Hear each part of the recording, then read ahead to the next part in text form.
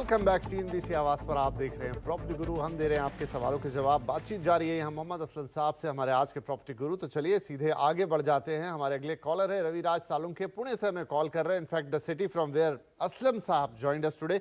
तो चलिए बढ़िया ही रहेगा ये तो, मैं बीच में आ गया बस।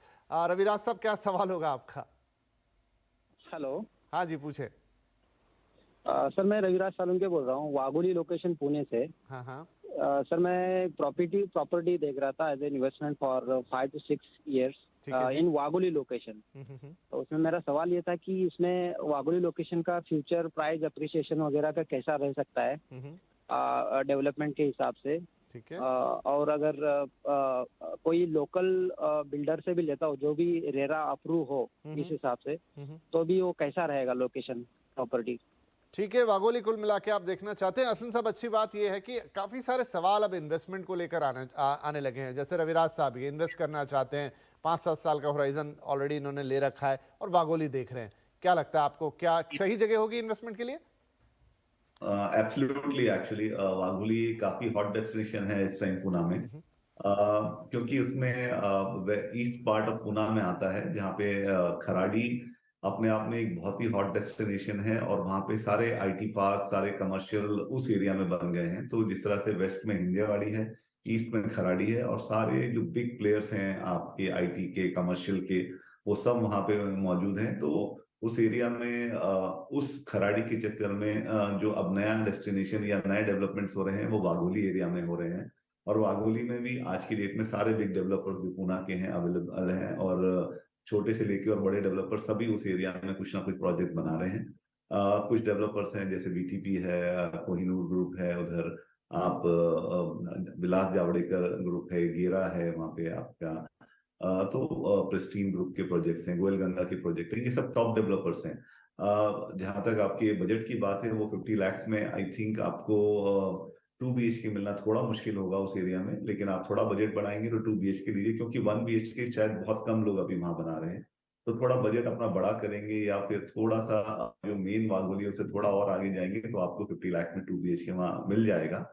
फ्यूचर की आप बिल्कुल चिंता ना कीजिए। फ्यूचर वाघोली का बहुत अच्छा है, बहुत अच्छे अप्रिसिएशन वहां हो रहे हैं। और रेंटल इसलिए बेटर रहेगा क्योंकि कमर्शियल बहुत पास है और बहुत ज्यादा वहां पे डेवलपमेंट्स हो रहे हैं। तो डेफिनेटली वहाँ रेंटल की जो रिक्वायरमेंट्स रहेगी वो बहुत रहेगी। या फ्यूचर में जैसे आपने खुद बोला कि 5 to 7 years बाद आप देख रहे हैं, उसके बाद आप उसे बेचेंगे भी तो अच्छा खासा अप्रिसिएशन आपको मिलेगा। तो नो प्रॉब्लम इन दैट। बस यही है कि आप एक अच्छे डेवलपर के साथ जाइए। तो अगर थोड़ा बजट बढ़ाना पड़े तो प्लीज बढ़ाइए, और definitely you can go ahead on that. चलिए, तो वाघोली के लिए हरी झंडी है। क्या फ्यूचर प्रोस्पेक्ट हैं, किस तरीके से इलाका उभरा है और आगे इसमें किस तरह के कैपिटल अप्रिसिएशन देखने को मिलेंगे, वो यहाँ थोड़ा बजट का कंसर्न है। तो जैसा यहाँ पर कह रहे हैं, आपको असलम साहब सलाह दे रहे हैं, आप अगर थोड़ा बजट बढ़ा ले तो मजा ही आ जाएगा। चलिए, तो ये एक सलाह हो गई। अब इसके बाद रविराज जी के लिए यहाँ पे अब आगे बढ़ते हैं। हमारे अगले इनफैक्ट एक कॉलर ही हैं जी। हम लेना चाह रहे थे मेल, लेकिन इनफैक्ट आप शायद फोन लाइन पर आ गए हैं। सुधाकर प्रजापति ठाणे से हमें कॉल कर रहे हैं। सुधाकर साहब, बहुत स्वागत है आपका। क्या सवाल रहेगा? जी सर, मैं थाने में दोस्ती बिल्डर का एक प्रोजेक्ट देख रहा था, दोस्ती वेस्ट काउंटी, जिसमें दोस्ती ट्यूलिप करके एक 3 टावर का अराउंड 3 एकर्स का प्रोजेक्ट है। ओके। जिसमें 661 कारपेट एरिया का कॉस्ट जो है 1 CR 13 लाख वोट किया है उन्होंने। तो मैं जानना चाहता हूँ कि लोकेशन वाइज एंड उसका आगे का एग्जैक्टली मुझे माइक्रो लोकेशन बताएंगे इस प्रोजेक्ट की सर?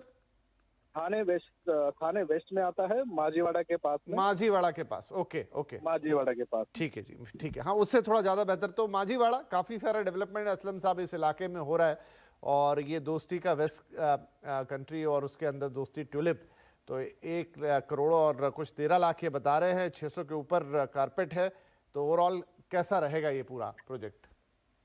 दोस्ती सर अपने आप में काफी रेपुटेड नाम है, डेवलपमेंट काफी किया है उन्होंने, from Wadala to Thane.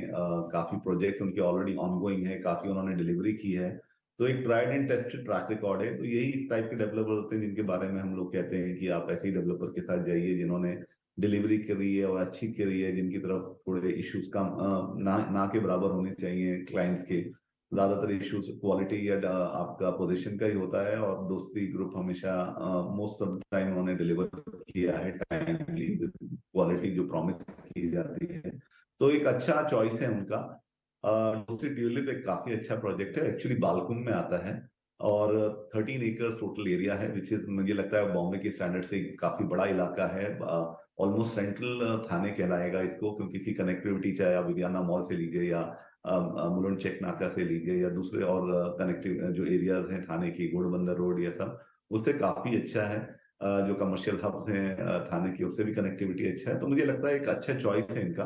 Price इन्होंने जो बोला है वो एक्चुअली वो that's the in sync with the market, जो मार्केट में वहाँ चल रहा है। इस प्रोजेक्ट में एक्चुअली जो कॉन्फ़िगरेशन है वो डिफरेंट है 2 BHK के, डिपेंड ऑन द एरिया वो प्राइजेस वैसा हो रहा है। इट एक्चुअली गोज टू 1.5 और प्लस प्लस जाता है। तो 1.13 में 2 BHK मुझे लगता है उस एरिया का ये नॉर्म ही है, तो वो आपको मिल रहा है। बाकी आप डेवलपर के साथ बैठ के देख सकते हैं कि भाई आप सीरियस बायर हैं कि कुछ और आपको डिस्काउंट मिल सकता है क्या। वैसे रिगार्डिंग डेवलपर, प्रॉपर्टी, लोकेशन या फ्यूचर प्रॉस्पेक्ट, इसके सब पॉजिटिव हैं, तो डेफिनेटली आपको लेना चाहिए। चलिए, तो प्रजापति साहब ऑल बॉक्सेस टिक्ड, कोई दिक्कत नहीं है, सब कुछ अच्छा है, एरिया से लेकर प्रोजेक्ट तक और ट्रैक रिकॉर्ड सब कुछ अच्छा है, तो यू कैन गो हेड। आप अगर इस प्रोजेक्ट में इंटरेस्टेड हैं तो बिल्कुल आप आगे बढ़ के इसमें बातचीत कर सकते हैं। और जैसा असलम साहब कह रहे थे कि थोड़ी बातचीत कीजिए, थोड़ा डिस्काउंट वगैरह और थोड़ा रेट अपने हिसाब से भी आप यहाँ पर कोशिश करके ले सकते हैं। इसी के साथ चलिए हम छोटा सा ब्रेक ले लेते हैं, लेकिन ब्रेक के बाद ये बातचीत जारी रहेगी।